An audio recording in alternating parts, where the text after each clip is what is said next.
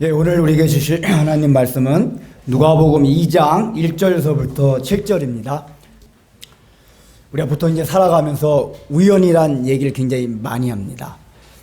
굉장히 어떤 딱 맞아 떨어지는 것 같은 게 됐는데 이게 원인이 전혀 생각이 나지 않거나 원인을 찾아보지 못할 때 우연이라고 합니다. 그래서 보통 그게 우연할 때 우자가 짝우자예요. 그러니까 짝이 이제 딱 맞아 떨어지는 건데 원인을 모른다는 얘기예요. 보통 우리가 그거 반대에 대해서 원인을 알고서 원인에 의해서 결과가 나는 거를 필연이라고 그러잖아요. 근데 우리가 살아가면서 실제로 많이 사용하는 단어는 우연이란 말을 많이 해요. 그 얘기는 우리가 당하는 일들이 딱딱 맞아 떨어지는 것 같지만은 그 원인을 알지 못하는 경우가 많다는 얘기예요.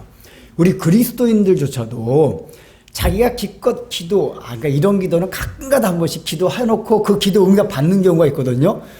근데 본인은 어떻게 생각하면 우연히 일어난 것 같이 생각하는 경우도 있어요. 여러분들 삶 가운데 그런 거 없나요?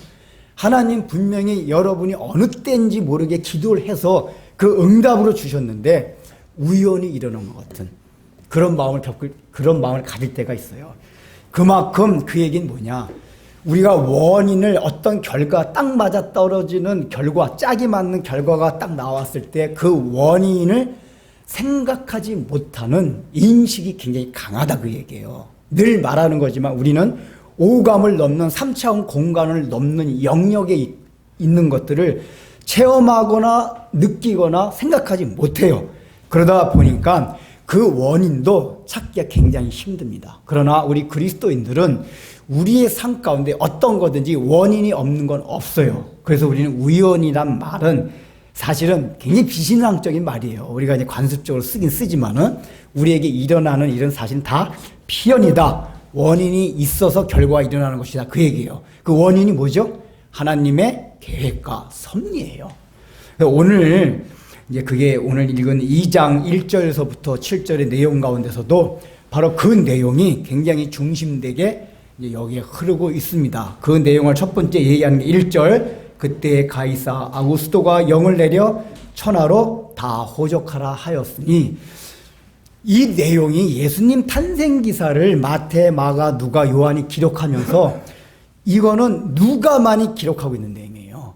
그러니까 예수님 탄생할 때 그 당시 로마 황제가 뭐 아우구스토가 됐더니 누가 됐더니 뭔 상관이 있어요? 근데 아우구스토 황제라는 사람이 호정령을 내리는 게 예수님의 탄생 기사와 굉장히 중요하다는 것을 지금 누가는 얘기하고 있습니다. 우리가 계속해서 언급했지만은 누가가 누가를 기록할 때 관점이 뭐라고 그랬죠? 이 사람이 역사로서 의사로서 그 당시 사람들이 조금 예수님의 탄생서부터 삶 자체가 부활까지 신화적으로 생각하는 사람들을 의식해서 이것이 신화가 아니라 역사적으로 일어났던 사실이라는 것을 굉장히 증거하기 위한 마음에서 역사적 방법으로 기술했다 그 얘기예요. 그런데 예수님께서 어디서 태어났습니까? 베들레헴에서 태어났어요. 근데 원래 살고 있던 곳은 어디였죠? 저 북쪽에 있는 갈릴리 지방 나사렛이었어요. 그러니까 마리아와 요셉이 북쪽의 갈릴리 지방에 살고 있었고 원래 성경에 예수님이 태어날 것을 예언한 곳이 있어요. 미가서입니다. 그걸 조금 이따 찾아보겠는데 그 미가서에는 메시아가 어디서 태어나냐면 베들레헴에서 태어난다고 예언이 돼 있어요. 근데 지금 마리아와 요셉이 베들레헴과 거리가 완전히 북쪽으로 떨어진 그 200km 정도 이상 떨어진 그 갈릴리 지방에 살고 있으니까 하나님이 그 예언을 이루시게 하기 위해서 필연적으로 이 메시아는 베들레헴 땅에 태어나야만 한다. 왜? 하나님께서 이미 500년 전에 미가라는 선지자를 통해 가지고 베들레헴에 메시아가 태어난다고 약속을 했기 때문에 반드시 베들레헴에 태어나야 돼요. 그래서 그 일을 위해서 그 북쪽에 살고 있던 마리아와 요셉을 베들레헴으로 가게 하는데 동원된 사람이 바로 그 당시에 로마 황제였던 아우구스투스였다. 그러니까 여기 아우구스트라는 게 아우구스투스입니다. 그러면은 그 미가서 한번 잠깐 찾아봅시다. 확인하기 위해서 여러분.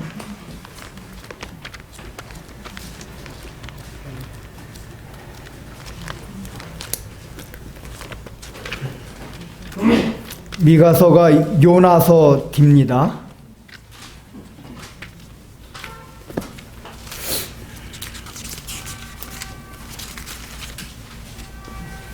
이런 성경 읽을 때 이게 성경이 정말 신기하다 이런 생각을 하면서 읽으셔야 돼요.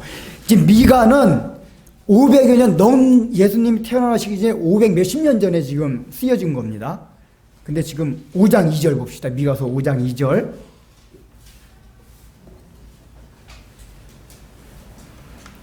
다 혹시 찾으셨나요? 예, 같이 읽겠습니다. 시작.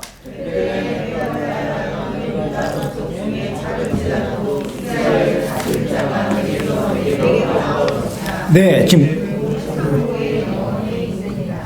네, 일단은 유다 족속 중에 작을 자로 이스라엘 다스릴 자가 누가죠? 이스라엘을 다스린다는 얘기가 구약 성경에 예언된 메시아가 이스라엘을 다스릴 자, 왕권으로 오실 자, 메시아를 늘 그런 식으로 표현해요.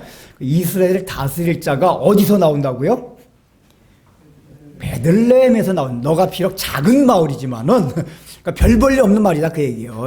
베들레헴이란 마을이 그 작은 마을에서 이스라엘을 다릴 그 왕이 나온다. 근데 그분의 정체성이 누구라고요? 그의 근본은 상고의 영원에 있느니라.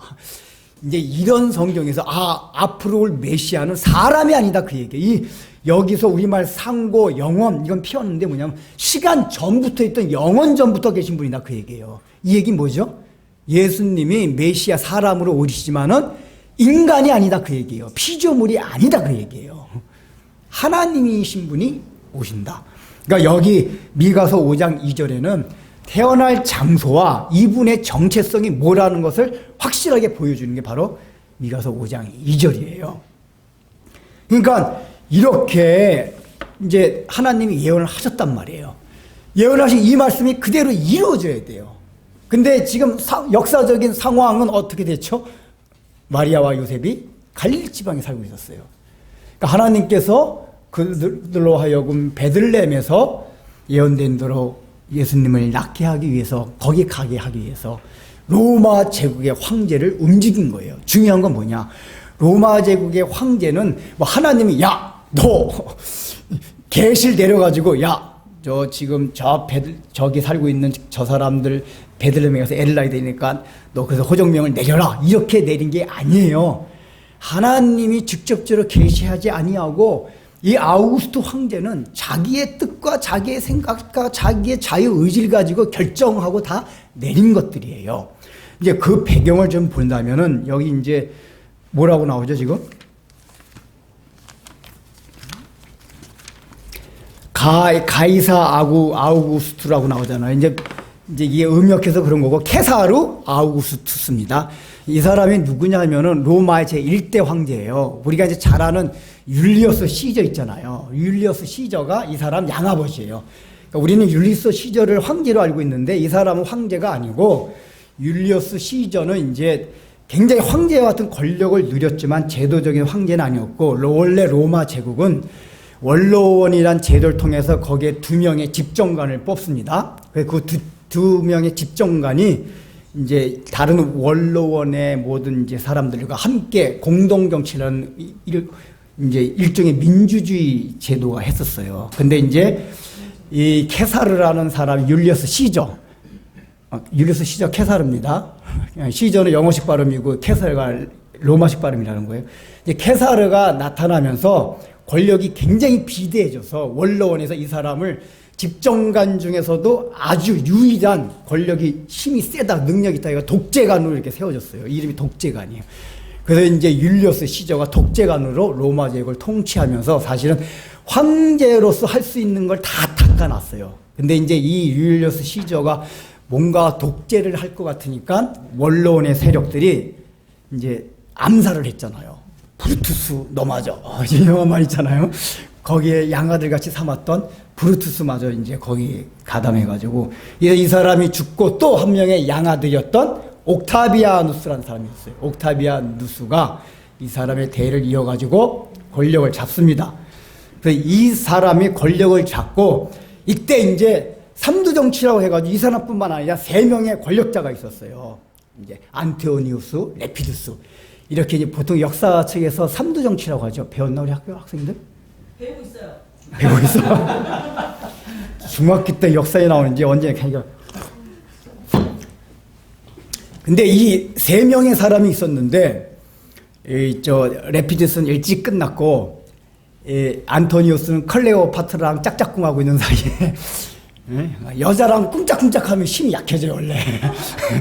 그래서 이제 옥타비누스가 이 안토니우스 완전히 이제 전멸시키고 나서 혼자 유일하게 독재관으로 돼요. 그러면서 원로원에서 그를 이제 황제로 추대해가지고 제 로마 제국 1대 황제가 되는 겁니다. 근데 이 사람이 이 황제 기반을 닦은 게 아버지 케사르였잖아요. 유리스 시저. 그래서 자기 이름 앞에다 케사르라고 붙이고, 그 다음에 원로원에서 이 사람이 워낙에 뛰어난 업적을 많이 남겨요. 그래서 우리가 팍스 로마나, 그러니까 로마의 평화란 얘기가 이 사람 때부터 시작이 된 거예요. 왜냐, 이 사람이 워낙 정치를 잘하고 정책을 굉장히 잘했어요. 로마 제국을 굉장히 강성하게 만들었습니다. 그래서 원로원에서 추대해가지고, 당신은 신적 기원을 지닌 신과 같은 분이다. 그 아우구스투스, 이 뜻이 뭐냐면은 절대 존엄자, 이런 뜻을 가진 아우구스투란 칭을 붙여줬어요. 그래서 원래 이름인 옥타비아누스라고 안 부르고 케사르 아우구스투, 여기 이제 가이사 아우구스투라고 이름을 붙인 거예요. 그러니까 굉장히 절대 권력을 누린 사람이 되었단 말이에요. 그러니까 이 사람이 이렇게 절대 권력을 갖다 보니까 마음이 급해지는 거예요, 정치적으로. 그래서 내린 게 호적령이에요. 이 호적을 하는 가장 큰 이유는 뭐냐면 인구조사인데, 이 인구조사를 하는 가장 첫 번째 이유가 뭐냐면 세금을 많이 걷어들이기 위해서. 그러니까 일단 징병, 근데 더 중요한 세금이었대요, 세금. 근데 이걸 왜 급하게 했냐, 이거 2절 보세요. 2절에 뭐라고 나오죠? 딴 데 넘어가요. 누가복음, 예.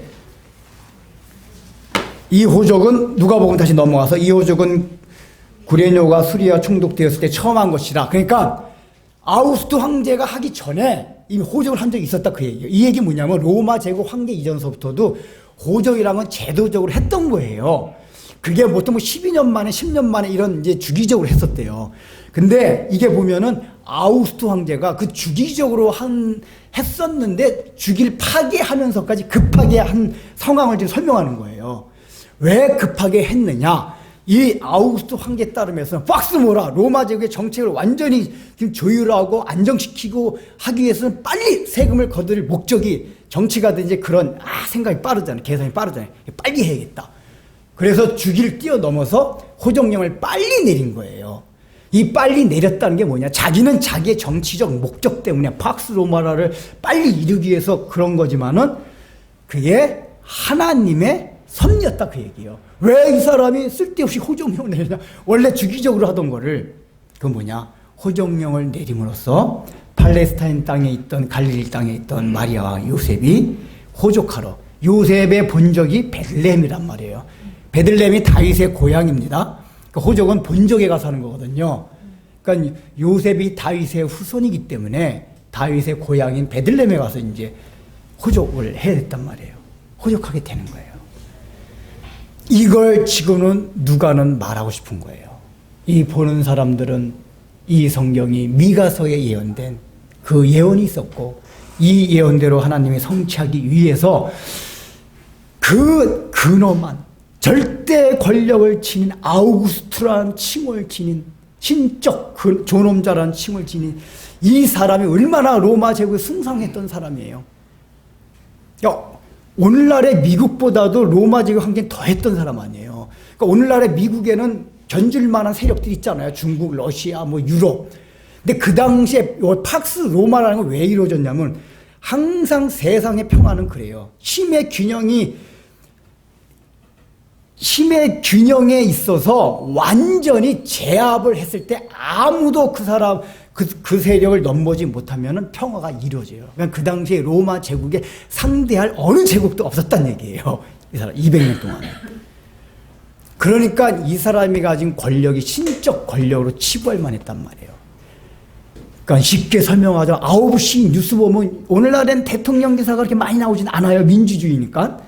옛날에 땡전 그런 적이 있긴 있었지만은 땡전이 뭔지 아세요? 9시 뉴스 땡 하면 전두환 대통령 그런 때가 있었는데 지금은 안 그렇잖아요. 그 당시는 9시 뉴스 1시간 내내 우리 아우구스투 황제님께서 쉽게 말하면 그런 시대였단 말이에요. 그러니까 사람들의 온갖 관심이 그분들의 삶이 그 은혜를 받고 살아가는 그런 적이었단 말이에요. 그러니까 이 사람이 하는 생각, 정책, 결정 이거에 지대한 관심을 갖고 있어요. 오늘날에도 보세요. 지금 대통령이 미국에 24일 방문한다고 하니까 사람들이 귀와 눈이 다 거기에 쏠려 있어요. 바이든과 회담에서 무엇을 얻어올 것인가?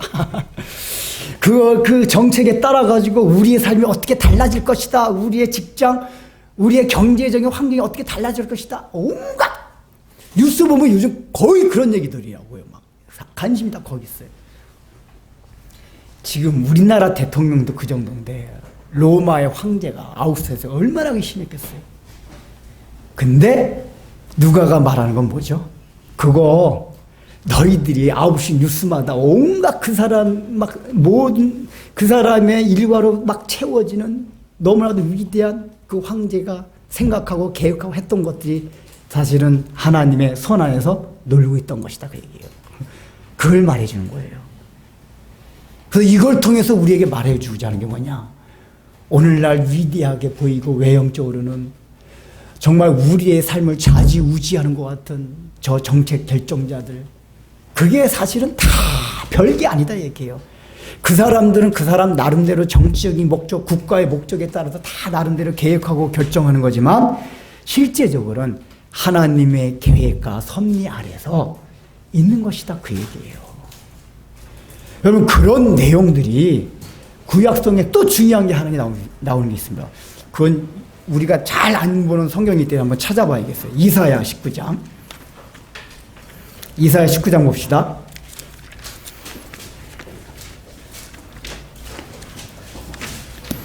이거 찾아보세요. 다. 이사야 19장. 이사야서는 이렇게 범위가 넓어서 찾기가 쉽습니다. 어쩌면 여러분들 가운데 처음으로 보는 성경 구절일 수도 있어요. 이사야 19장 21절, 25절.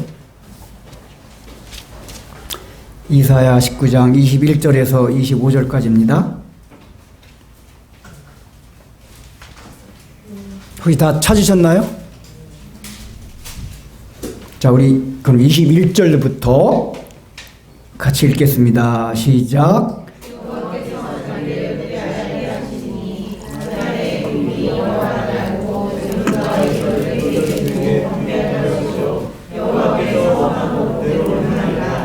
여호와께서 애굽을 치실지라도 치시고는 고치실 것이므로 그들이 여호와께로 돌아올 것이라. 여호와께서 그들의 강구함을 들으시고 그들을 고쳐주시니라. 그날에 애굽에서 아수르로 통하는 대로가 있어 아수르 사람은 애굽으로 가겠고 애굽 사람은 아수르로 갈 것이며 애굽 사람이 아수르과 사람과 함께 경배하리라. 그날에 이스라엘이 애굽 및 아수르와 더불어 셋이 세계 중에 복이 되리니 이는 내 백성 내 손으로 지은 아수르여 나의 기업 이스라엘여 복이 있을지어다 하실깁니다. 자 여러분 이 성경 낯이 익지가 않죠. 처음 보는 것 같죠. 왜 그렇죠? 지금 보면 애굽 아수르 제국 다 하나님이 심판하고 이방 민족들 아니에요. 이스라엘 괴롭히는데 다 뭐라 그러죠 지금? 이들이 나를 경배할 것이라고. 마지막에 보면은 여기 24절 보세요. 24절 그날이라는 얘기가 계속 나와요. 그날이 뭘까요? 메시아가 도래하는 날을 말해요. 앞뒤 내용들이 뭐냐면 메시아께서 도래하는 날을 말합니다. 메시아께서 도래하는 그날에 24절을 보면은 이스라엘이 애굽 및 아수르와 더불어 셋이 세계 중에 복이 되리니. 여러분 구약성경에서 복이 된다는 말 아브라함한테 했었죠. 이스라엘 민족 했고 내가 모든 민족의 복이 되리라. 왜 복이 된다고 그랬죠? 아브라함을 통해서 메시아가 오고 그 메시아를 통해서 얻을 복음을 통해서 얻을 복을 말한다고 말씀을 드렸죠. 여기서 말하는 복도 바로 그 복이란 말이에요. 근데 이스라엘의 애굽 및 아수르와도 셋이 세계 중에 복이 되리나? 이게 무슨 얘기예요? 이해 전혀 안 되시죠? 아니 애굽과 아수르와 이스라엘 셋이 세계 중에 그러니까 그 너희 셋을 통해서 세계 사람이 복을 받는다 그 얘기예요. 그러면서 25절에 만군의 여호와께서 복 주시며 이르시되 내 백성 애굽이요. 아니 애굽이 하나님의 백성이었어요. 내 손으로 지은 아수르요. 나의 기업 이스라엘이요. 이스라엘에게만 사용하던 용어를 애굽과 아수르에게 합니다. 그러면서 복이 있을지어다. 이게 예언을 한 거예요.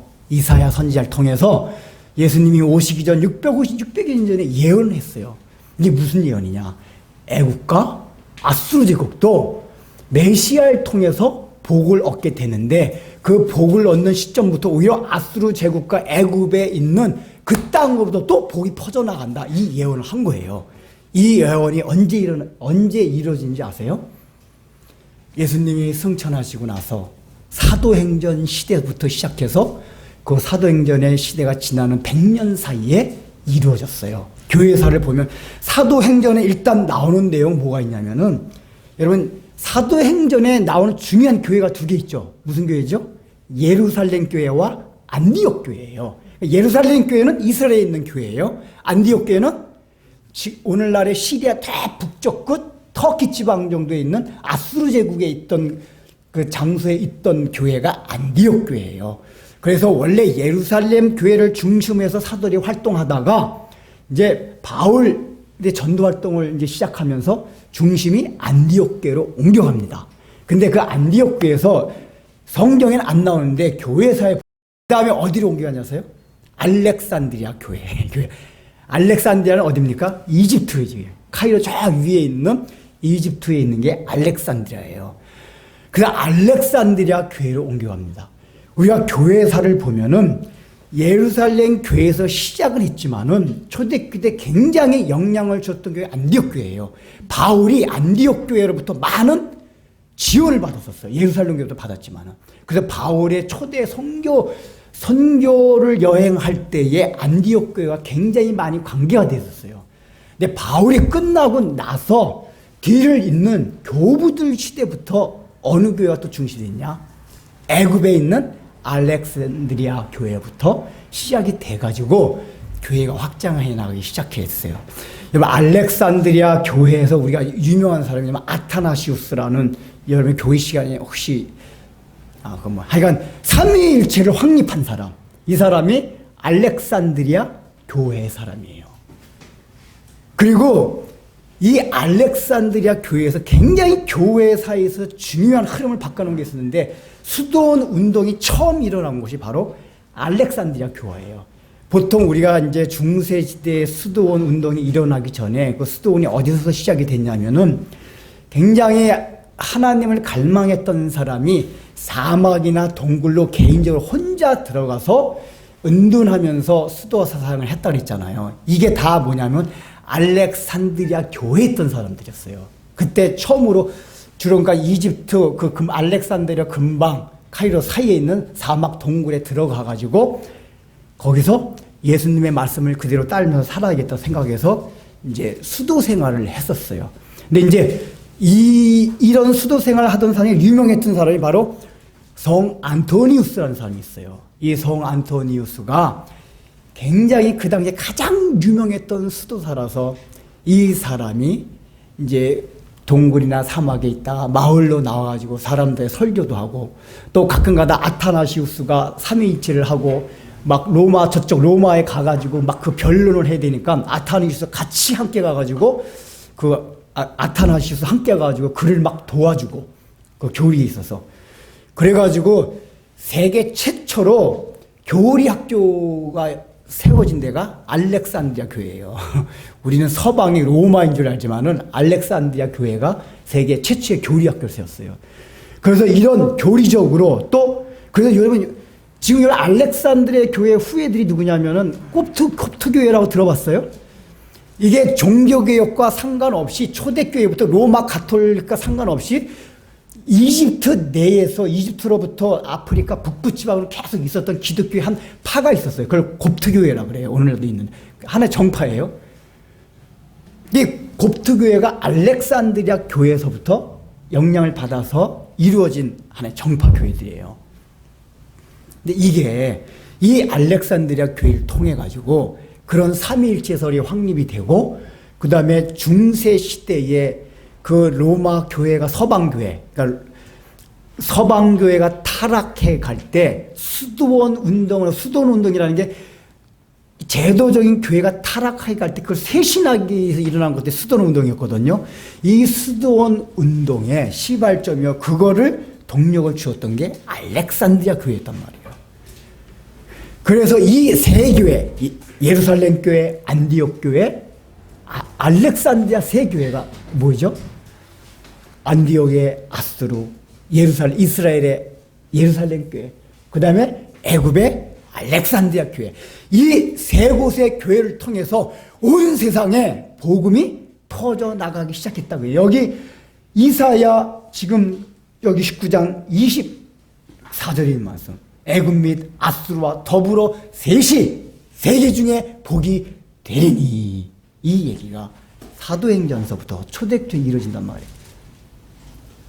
여러분 눈동자고, 저는 이런 거 성경 보면 깜짝, 저도 이거 옛날 무심히 읽었었는데 이런 성경 보면 막 전율을 느껴요. 전율을 깜짝. 물론 이사야는 이거 무슨 내용인지, 이사야가 아마 이거 적으면서 내가 왜 이 기록 하나 했을 거예요. 왜냐, 아수르 제국은 적국이란 말이지. 애굽이고 아수르 다 적국이란 말이지. 근데 애국자 이사야가 이걸 쓰면서, 아니 적국 아수르 애굽을 나의 백성이요 너희들이 우리와 함께 복받았다라고? 아마 이사야도 이걸 기록하면서 하나님의 감동으로 쓰긴 썼지만 의아했을 거예요. 근데 초대교회를 겪고 난 시대부터 이 성경 구절 알게 된 거예요. 야, 하나님의 말씀이 이렇게 이루어지는구나. 그러면서 실제적으로 알렉산드리아 교회와 또 이 안디옥 교회가 세워지는 그 과정 속에서 여러 가지 정치 사회적인 배경들이 있어요. 안디옥 교회는 뭐 되겠죠? 예루살렘 막 핍박을 유대인들이 예루살렘 핍박을 하니까 핍박을 피하다가 중심이 된 게 안디옥 교회였었어요. 그러니까 그 핍박도 하나님의 계획, 그러니까 우리를 왜 핍박해? 라고 생각했을지 모르지만은 그게 뭐예요? 안디옥 교회로 하나님의 성계의 초점이 옮겨가게 하기 위한 섭리였단 말이에요. 그리고 나서 알렉산드리아 교회는 정치적으로 동로마 제국과 서로마 여러 가지 정치적인 얘기들이 많이 있어요. 그러는 가운데 알렉산드리아 교회가 부패된 저 서로마 제국과는 따로 활동할 수 있는 정치 사회적인 배경들이 만들어져요.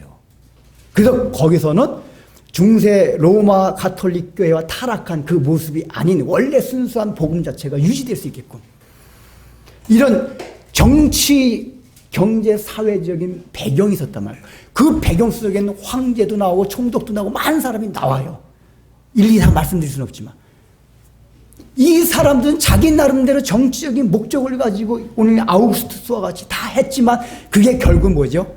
안디옥 교회나 알렉산드리아 교회를 세우고 그들을 통해서 세상에 복을 주기 위한 하나님의 섭리였다고 얘기해요. 하나님의 손아귀에서 그들은 다 하고 있었다고 얘기해요.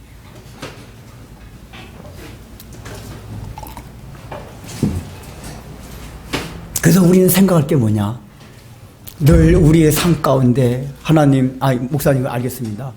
그 역사적으로는, 그래서 역사의 중심은 구속사라. 이 세계의 역사가 막 엄청나잖아요. 저는 어릴 때 성경 읽고 나중에 막 어떤 인사이트인 게 뭐냐면은, 어릴 때 무시고 뭐 바벨론 제국, 애굽 제국 나오잖아요. 근데 어릴 때 성경 읽어보면 세계 역사를 알기 전에는 바벨론, 애굽 막 진짜 별 볼일 없었거든요. 저 뭐 악의 제국 같았고. 여러분 어릴 때 성경 읽으면 그런 느낌 안 받아요? 제가 어린이 성경 읽어볼 때 바벨론 제국 막 이런 거 아무것도 아니고 진짜 별 볼일 없는 제국이었는데, 세계 역사를 제가 커서 배워보니까 이게 아무것도 아닌 제국이 아니에요. 엄청난 제국이었단 말이에요. 그리고 또 저는 하나 뭘 알았냐면은, 성경을 보다 보니까 바벨론 제국도 다 악의 제국인 줄 알았는데, 애굽도 그렇고 바벨론도 그렇고 우리가 생각하는 악의 제국이 아니에요. 바벨론 제국 함무라비 법전 같은 게 있잖아요. 함무라비 법전을 봐도 나름대로 질서 정연하고 법을 중요시 여기고 나름대로 왕들이 백성을 생각하는 측면도 있고, 뭐 윤리 도덕을 따지고 도덕질 못하게 하고 우리가 생각한 극악무도한 이런 제국이 아니었었어요. 세계 역사를 보면은. 근데 성경을 보면은 그런 이미지를 받아왔거든요. 그 제가 나중에 일단은 성경의 관점은 우리가 흔히 생각하는 그 놀라운 대제국 이런 게 다 아무것도 아니구나. 제국의 역사는 흥망성쇠를 거쳐 다 없어졌잖아요. 그러나 아브라함을 통해서 주신 복은 전 세계에 다 흩어져 있잖아요. 메시아를 통해 주신 복은. 그리고 또 하나는 흥망성쇠를 통해서 없어질 제국들이 우리가 생각하는 윤리도덕적 나쁜 놈, 나쁜 제국 이게 꼭 아니었구나. 우리가 바벨론 제국 그런 거 나쁘게 생각하는데 오늘날에 이 형편을 보라 그 얘기예요. 미국, 소련, 러시아, 우리나라 이런 거 정치, 경제, 사회를 보면서 이게 악의 제국같이 느껴집니까? 안 그래요. 우리나라 대통령도 대통령이 되면 국민이 잘 살기 위해서 힘을 쓰고 노력하고 다 한단 말이에요. 도덕적 나쁜 짓 하면 잡아가고. 이게 무슨 악의 제국이에요? 근데 하나님의 관점에서는 이런 것도 하나님의 은혜 아래 있지 않으면 다 악의 제국이다. 그래서 흥망성쇠를 거쳐왔던 제국처럼 없어져 버릴, 사라져 버릴 그거에 지나지 않는다. 뭐 대통령이 대단하고 뭐 어쩌고 저쩌고 다 해봐야 그들이 이루어온 업적들이 다 대단한 것 같지만 그들 때문에 세계 평화가 유지되는 것 같이 생각된다 할지라도 사실은 다 아무것도 아니다 그 얘기예요. 그런 거에 부안해동하지 말라고 얘기입니다. 우리가 그건 마음에 가져야 돼요. 그리고 여러 번 얘기하지만 실제로 역사적으로도 늘 끊임없이 강대국부터 침입받던 이스라엘은 아브라함한테 복은 준다 그랬는데 맨날 침략만 받아요. 지정학적 위치가 강대국 딱 길목에 있었단 말이에요. 팔레스타인 땅이 늘 이 중근동 지방에서 열강들이 나타날 때 길목이에요. 바벨론이 애굽 치러 갈 때, 애굽이 바벨론 치러 갈 때 길목에 있어가지고 늘 우리나라 비슷하게 당했던 나라예요. 침략을 당하고 잡고. 근데 지금까지 건재한 나라는 이스라엘만 있어요. 이스라엘이라는 나라는 그러다가 로마 제국 때 완전히 끊어졌잖아요. 아예 로마 제국에서 유대인들을 전세로 흩어져 버렸어요. 이놈 새끼들이 이거 안 되겠다. 이거는 웬만하면 로마 제국이 포용 정책을 써가지고 그 나라 그냥 잘만 하면은 그 나라 민족은 그대로 다 자유적으로 했는데 이놈들은 워낙 근성이 강해요. 그래서 아예 로마 제국에서 그냥 다 흩어버렸잖아요. 나라가 없어졌어요. 근데 1947년에 이스라엘 국가를 다시 세웠어요. 이것도 사실은 하나님의 섭리 가운데 아니고 기적이에요. 이걸 역사가 기적이라 그래요. 어떻게 2000년 동안 흩어졌던 민족이 다시 국가를 세우느냐. 그거는 아브라함에게 주신 복이 혈통적으로도 하는 게 이루어주신 거예요. 그리고 유대인들이 그렇게 연약한 국가인데도 말고 세계적으로 가장 영향력을 끼친 민족이 유대인들이에요. 노벨상 제일 많은 나라. 유대인들. 제일 많은 민족적. 이거는 약소국가라 하더라도 하나님의 언약이 있는 백성이 흥망성쇠에 있는 그 나라와 같이 아니하다는 것을 상징적으로 유대인을 또 혈통적인 유대인을 통해서 보여주는 거예요. 그러니까 너희들도 눈으로 보이는 거대한 제국 그게 놀라지 말란 얘기예요. 지금 여기에서 아우구스투 황제 자기네들의 모든 생존권을 가지고 있는 것 같아요. 호적조사 자체가 아까 세금을 걷어들이기 위한다 그랬잖아요. 근데 이제 이 사람들은 단순하게 로마 제국은 세금만 걷어들인 거지만은 유대인의 관점에서는 세금을 걷어들인다는 걸 어떻게 생각했느냐. 세금을 낸다는 건 이 사람이 나의 생사 여타권을 가진 사람입니다라는 고백하는 걸 생각했어요. 왜냐하면 유대인들은 세금이 따로 있지 않을 거겠죠? 11조. 11조 하나님께 드려가지고 국가가 운영되도록 돼 있었단 말이에요. 재정국이기 때문에. 그러니까 이스라엘 사람은 세금이라는 개념이 헌금 같은 하나님께 드리는 거예요. 우리의 주인, 우리를 먹여 살리신 분, 이게 세금 개념이었거든요. 그러니까 그래서 예수님 걸고 넘으셔. 야, 세금을 가이사에게 내야 되느냐? 하나님께 내냐 물어본 게 그런 만약에 가이사에 낸다 그러면 너 우리 그럼 가이사가 우리 주인이란 말이냐? 하나님 주인이 아니고 또 하나님께 낸다 그러면은 야 너 로마 제국 가이사한테 이제 걸고 넘어지려고 그런 개념이 있었기 때문에 그런 질문했던 거거든요. 그러니까 이 사람은 뭐냐면 호정명령을 내렸다는 얘기는 다른 의미에서 지금 믿는 자의 감정에서 보면은 내가 너희를 먹여 살리는 주인이다. 로마 제국의 황제, 오늘날로 말하면 돈과 직장과 공부와 좋은 학벌과 건강과 모든 게 너희를 먹여 살릴 수 있는 주인이다. 나한테 세금을 내라. 고백을 해라. 이 얘기예요. 네, 그게 정말 그래도 대단한 것 같이 보여요. 맞아요. 대단한 것 같아요. 우리 너무 별 볼일 없는 것 같아요. 오늘 저 세계 열강 가운데서 지극히 작은 나라, 반토막으로 갈라진 나라, 서울 한 구석에 상계동에 그것도 상가 건물 3층 근데서 예배드리는 오늘 9시에 뉴스 한 번이나 나온 적 있습니까? 9시 뉴스는 고사하고 관심도 없어요. 그나마 대형 게임 가끔가다 부활절 기사 때 나오기라도 하지. 여기 베들레헴 보세요. 지금 비교되는 게 장소가 베들레헴과 로마 제국의 황궁이거든요. 그게 지금 갭 차이가 얼마 큽니까? 베들레헴은 지극히 작은 마을이에요. 거기다가 예수님이 어디서 태어나셨죠? 마을 가운데서도 여관이 다 비어가지고 없어가지고 말밥통 말구에서 태어나셨어요. 그러니까 우리는 이제 성탄절 때 막 축하하고 그러라고 그것도 이게 낭만적으로 목가적으로 이렇게 표현을 해요. 예수님 말구에 있는 것도 하도 뭐 이렇게 주변에 막 반짝반짝 많이 해가지고 그런 느낌 안 받게 만드는데 그때 당시에 마리아와 요셉은 비참한 심정을 느낄 수 있을 그런 상황이었어요. 아니 아무리 애가 낳을 틈도 없다고 말밥통에 거지도 말밥통을 안 놔요. 그러니까 사실은 요셉과 마리아는 이게 무슨 기쁘고 즐겁고 이런 게 아니라 비참하고 서글프고 그런 상황이었던 거예요. 이게. 거기에 로마 제국의 황궁 어떤 거죠? 기세등등하고 신적 기원의 아우구스투스 절대 존원자. 근데 하나님의 관심과 눈은 이 말밥통에 있었다는 얘기예요. 그를 위해서 그분을 통해서 이루어질 그 나라를 위해서 우리가 빛과 번쩍하게 보이는 이 외형적으로 보이는 이 세계 이 나라 이 대단한 것들 이것들을 하나님이 주물딱 하고 계신다. 여러분 이거 믿으십니까? 세계 역사가 대단한 것 같아도 하나님의 나라를 이루어가는데 지금 필요하기 때문에 이 세계 역사를 존속시키는 거야. 그러니까 지금 그러니까 예수님이 이 세계 역사가 존속한다는 얘기는 예수님이 아직까지 재림하지 않는다는 얘기거든요. 재림하시지 않는 이유가 뭐냐? 이 세상 역사를 아직까지 두시는 건데 이 세상 역사가 아직까지 존속하는 이유는 뭐냐?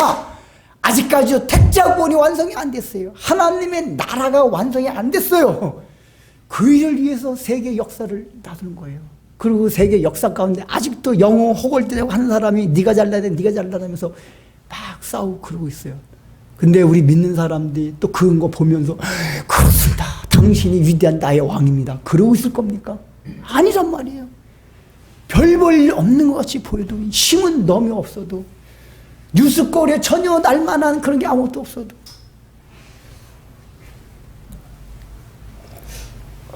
우리가 얼마나 위대한 자냐. 우리 때문에 그들을 지금 하나님 움직이고 계신다. 여러분 이게 놀라운 사실이에요. 나 때문에 하나님이 윤 대통령을 움직이고 바이든을 움직이고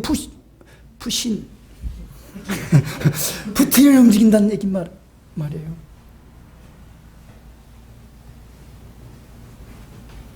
그 역사에 대한 하나님의 주권을 우리 많이 깊이 인식해야 돼요.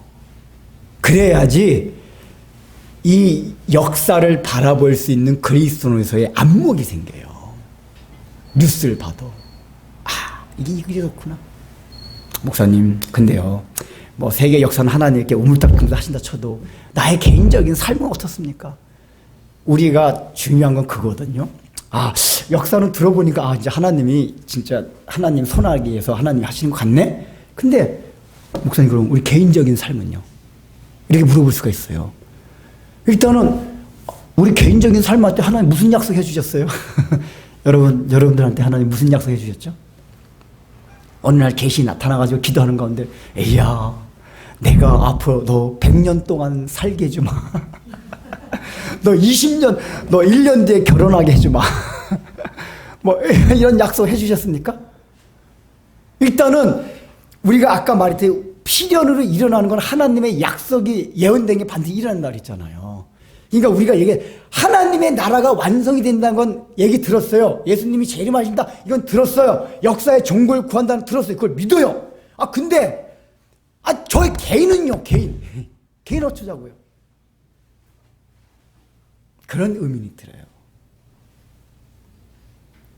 여러분 향해서 주신 약속이 없습니까? 저는 너무 많은데요. 이스라엘아, 너는 두려워하지 말라. 내가 너를 지었느니라. 야곱아, 너는 무서워하지 말라. 내가 너를 창조전부터 조성하였느니라.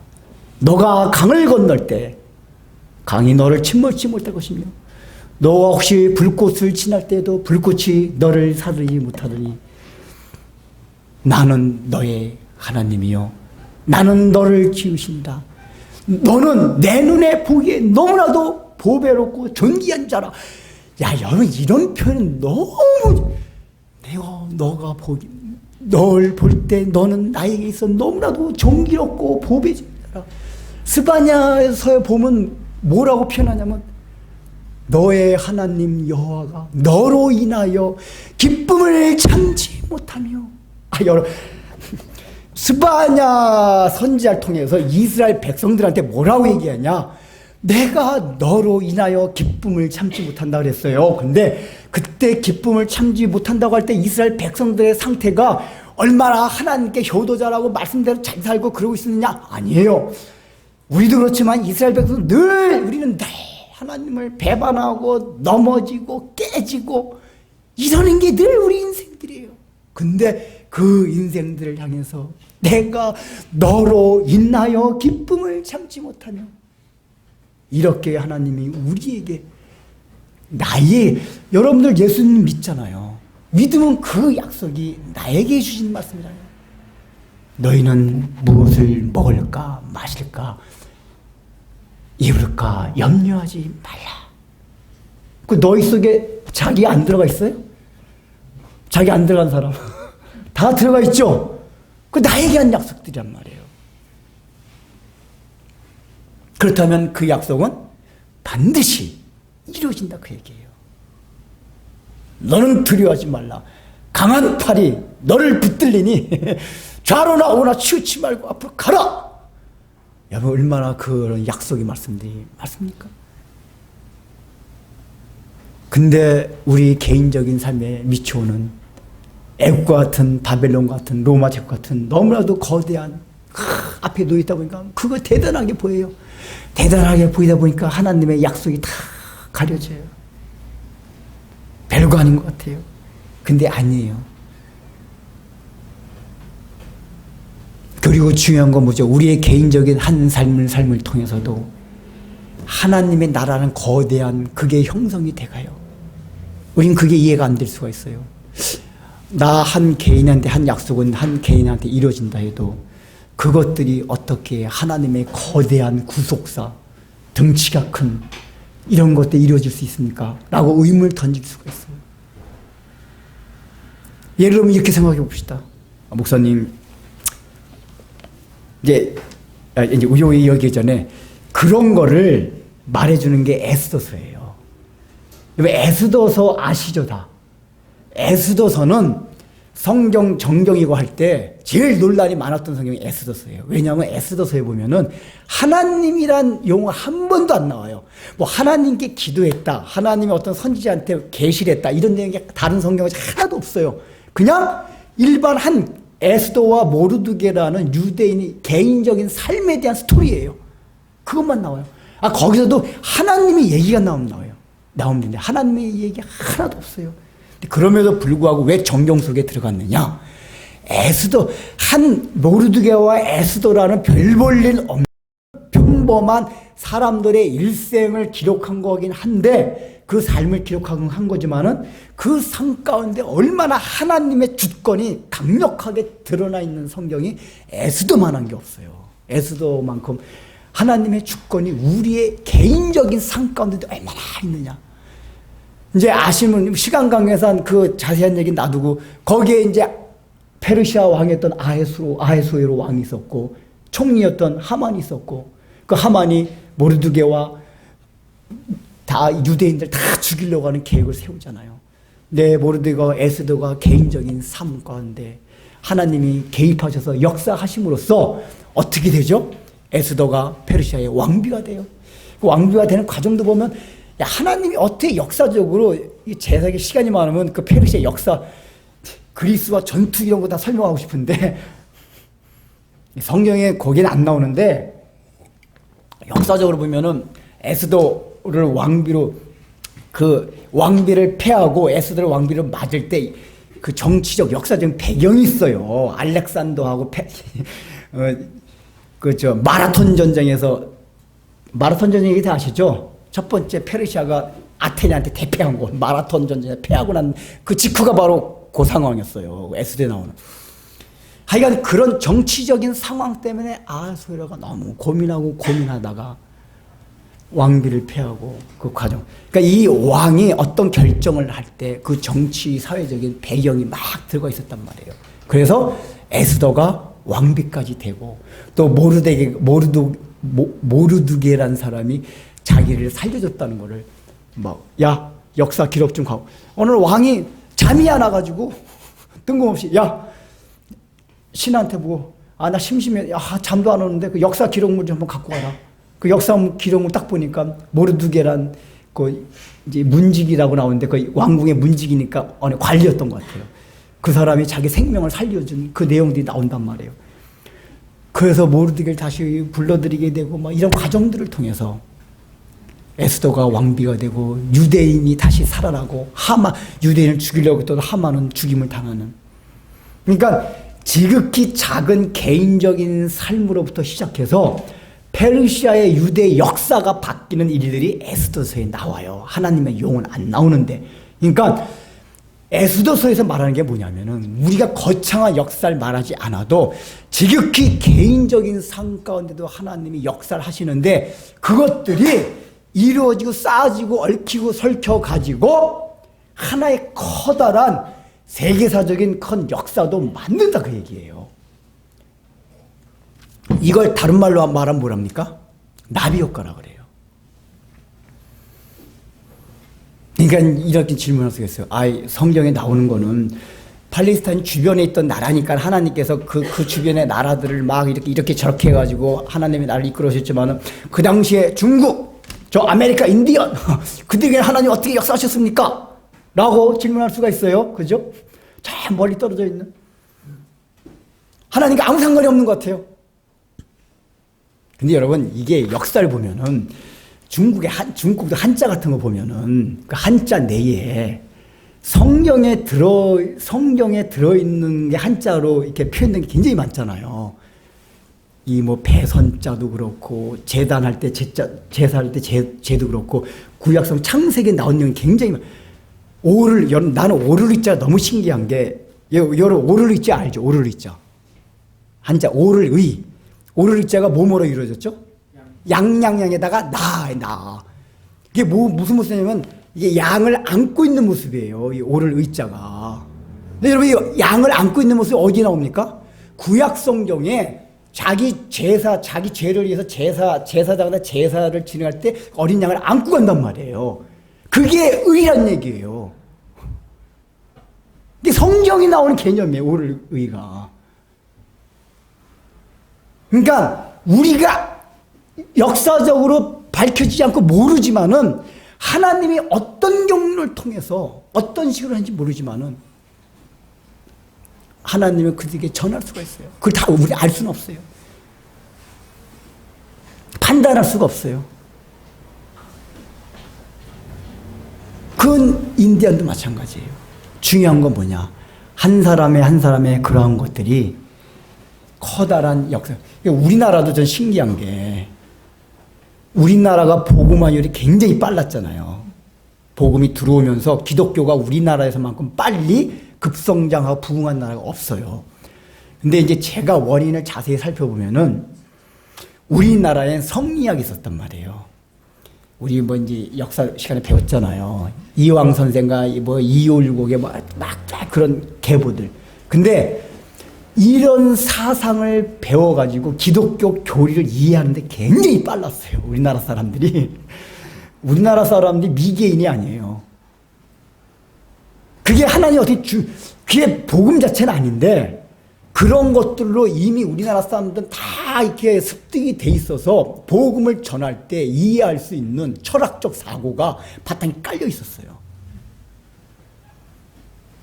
그래서 우리나라가 세계 복음을 전할 수 있는 나라, 복을 줄 수 있는 나라로 세워질 수 있는 그 나라로 발돋움할 수 있는 걸 하나님이 계획하려 있었던 거란 말이에요.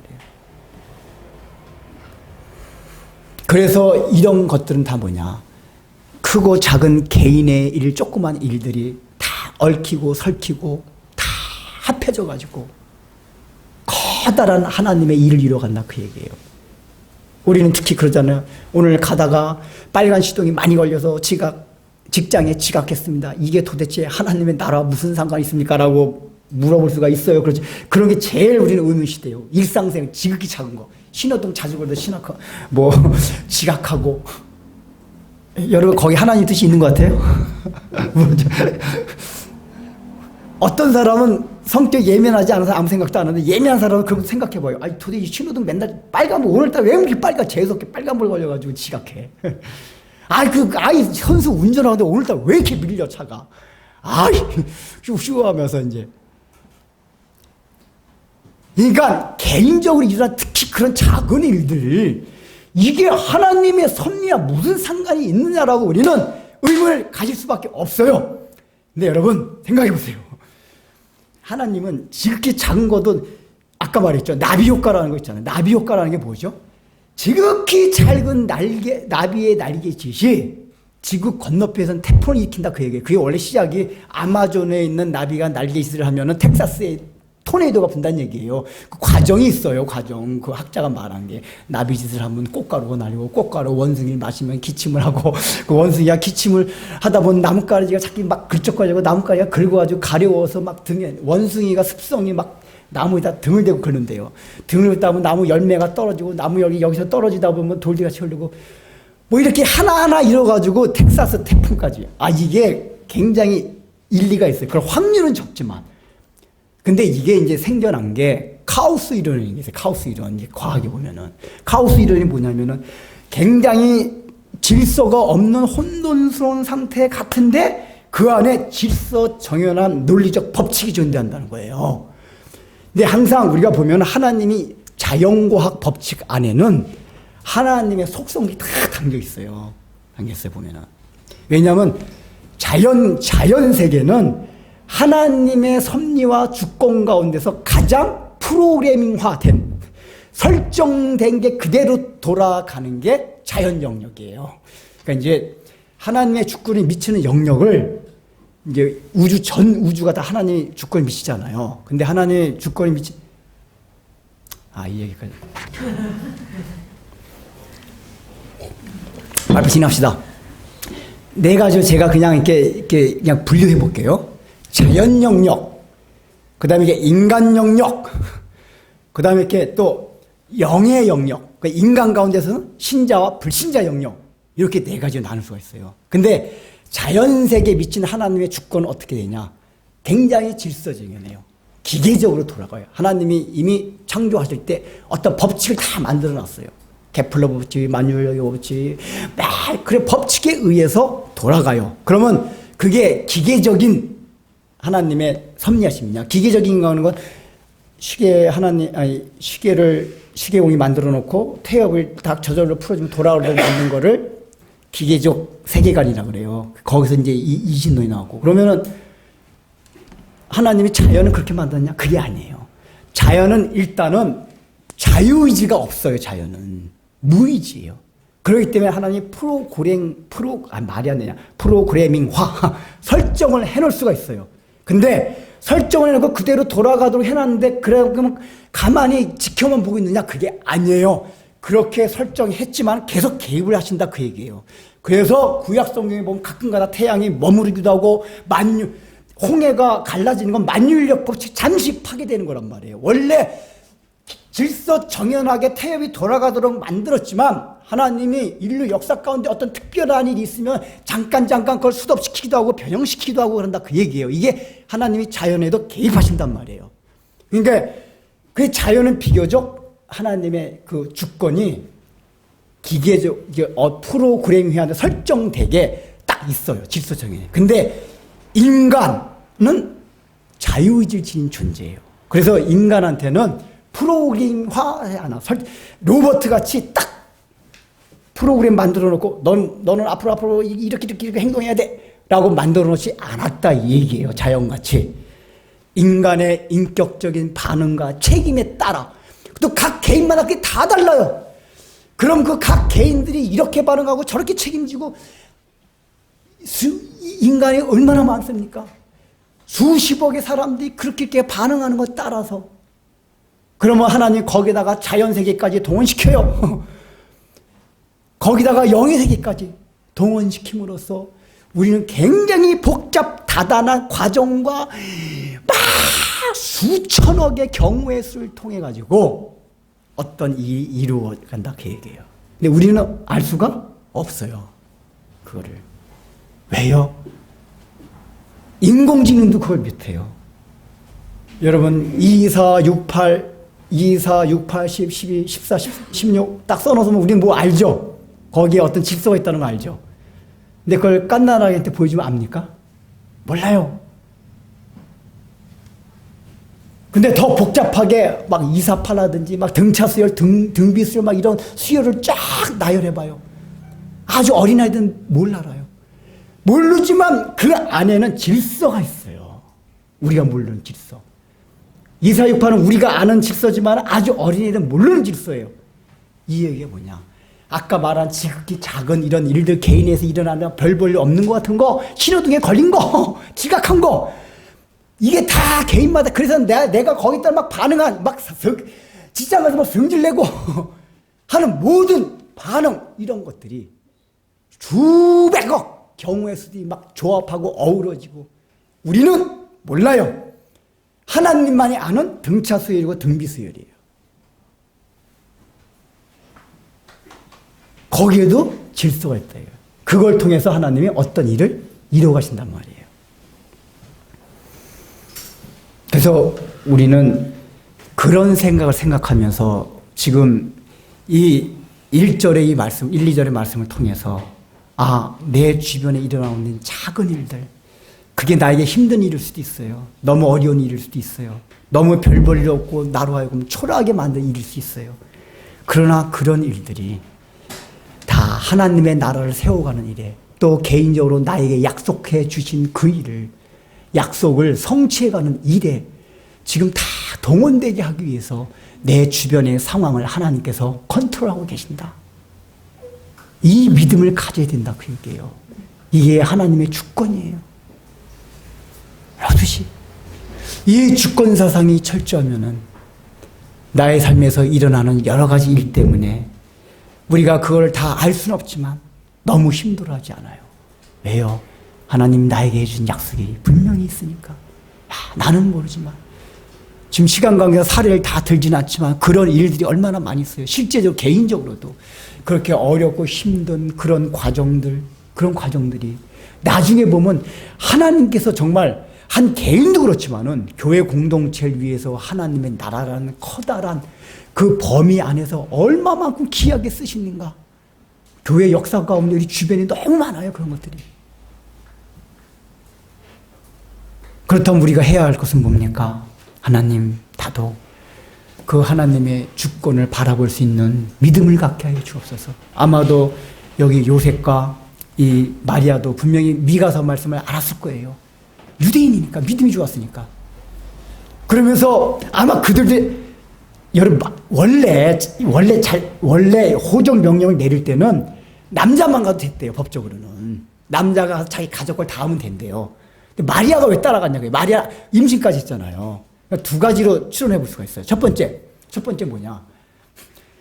지금 마을에서 이게 아마 마을 사람들이 임신한 거 알면 돌 맞아 죽는단 말이에요. 구약 율법에 의해서. 그러니까 정식 부부가 딱 되지. 그러면은 막 뭔가 쪼매고 헐렁한 옷을 입어서 숨겼겠죠. 그러니까 만약에 마을에서 태어나면 사람들도 엄청나게 비난을 받을 거예요. 근데 딱 하나님이 그걸 쓸 때, 핑계김에 이 마을을 떠나자. 이게 있었을 거고. 두 번째. 그럼에도 불구하고 마리아가 가까운 딴 데 가도 되잖아요. 근데 베들레헴은 북쪽도 완전 남쪽까지란 말이에요. 그 먼 길을 얼마나 힘들었겠어요. 아마 요셉의 집안이 가난했기 때문에 낙타래. 작은 거 뭐죠? 나귀도 없었을 거예요. 걸어서 갔을 거예요. 임신한 사람이 걸어서 가는 게 얼마나 힘들었겠어요. 왜 갔겠냐? 두 번째 중요한 거. 마리아나 요셉을 보면 의인이었어요. 의인이라면 그 당시 하나님의 메시아를 기다리는 사람이었어요. 그러니까 아마 요셉과 마리아가 그렇게 얘기했을 거예요. 여보, 지금 아우구스도 황제가 이 명령을 내리는데 베들레헴에 가야 되는 거 아니야? 미가서에 그 예언이 되어 있잖아. 오실 메시아가 베들레헴에서 나오신다고. 근데 지금 분명히 천사가 나한테 예언할 때 이 아이가 메시아라고 그랬잖아. 그럼 우리가 베들레헴에 가야 되는 거 아니야? 이 마음을 가졌을 거예요. 그래서 힘든 여정에도 불구하고 그들이 베들레헴까지 간 거예요. 거기엔 인간의 반응과 책임이랑 마리아가 나 임신을 가기 싫다니까. 여보 당신만 갔다 와. 나 그냥 여 근처 가다가 사마리아 위쪽 지방에 어디쯤 있을게. 이래도 되는 거예요. 마리아가 끝까지 갔어요. 그래서 말구에까지. 이 얘기는 마리아나 요셉이 하나님께서 메시아의 예언을 한 걸 알고 있었기 때문에 그것을 통해서 우리가 하나님의 뜻을 이루기 위해서는 가야 된다. 그러니까 이게 이런 얘기가 참 길어지는데 이게 하나님의 예언이 이루어지는 거 보면 하나님께서 딱 계획하셨기 때문에 반드시 이루어지는데 그 과정상에서 보면은 인간의 책임과 반응이라는 과정을 하나님께 다 이렇게 수반해가지고 하나님의 계획이 100% 이루어지게 만들어요. 그러니까 예정론을 우리가 이해 잘 하실 필요가 있는데 예정론은 반드시 일어나요. 일어나는데 그 과정에서 인간의 반응과 책임들이 수반되어서 하나님의 계획하심이 반드시 예정되어 이루어진다. 이걸 생각하시고 우리도 마리아와 요셉처럼 우리에게 이루어진 일들이 이거 분명히 하나님께서 우리에게 고난을 주신다고 했잖아. 어려움을 주신다고 했잖아. 그러면서 환난이나 적신이야. 그 모든 것이 우리를 그리스도 사랑에서 끊을 수 없으리라. 이런 말씀 많잖아요. 그렇다면은 우리가 내가 하나님께서 불 가운데로 물 가운데로 지나게 하는 거구나. 그러나 난 타지 아니할 것이요 물이 나를 침몰치 못할 것이구나. 이 약속을 믿고 승리하는 복된 여러분들의 삶이 되실 주 이름으로 축원합니다. 아멘.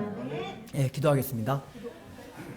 참으로 우리는 변하고 주님께서 지으신 이 모든 피조 세계는 시시각각으로 변할지라도 영원히 변하지 않는 우리 주님, 당신의 말씀을 통해서 다시 한번 주님께서 우리에게 주신 변하지 않는 말씀, 내가 너희를 존귀하게 여긴다고 하신 우리 각각에 주신 그 말씀과 약속들을 붙들고 신실하신 하나님께서 그 일들이 우리의 생애 가운데서 언젠가는 이루어질 것을 믿고 고백하며, 그래서 우리가 때때로 보이는 외형적인 거는 저 베들레헴 말박통에 누워있는 비참하고 서글픈 상황이 전개된다 할지라도 그런 곳에 굴하지 않고 그것 때문에 넘어지지 아니하고 하나님의 약속을 바라보며 주의 약속의 성취를 위하여 기도하며 기다리며 믿음으로 그 길을 걸어가고자 하는 그 우리 사랑하는 성도들 위해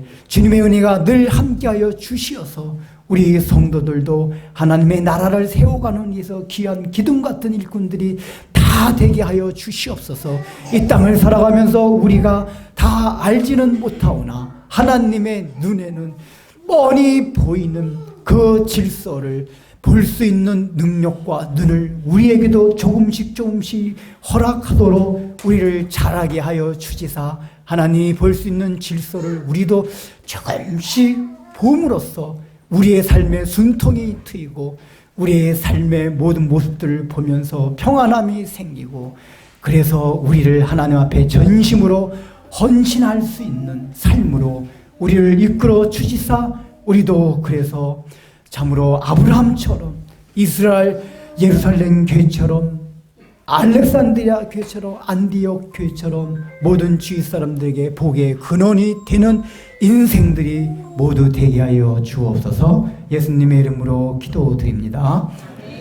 이제는 우리 구주 예수 그리스도의 무한하신 은혜와 하나님 아버지의 놀라우신 사랑과 성령님의 감동과 권면하심이 오늘 이 말씀을 듣고 내 주변에 상관없이 주님의 약속만을 바라보고 거기서 복된 자로 살아가기로 소망하는 사랑하는 성도들 위해 삶 위에 이제부터 영원토록 함께 있을지어다.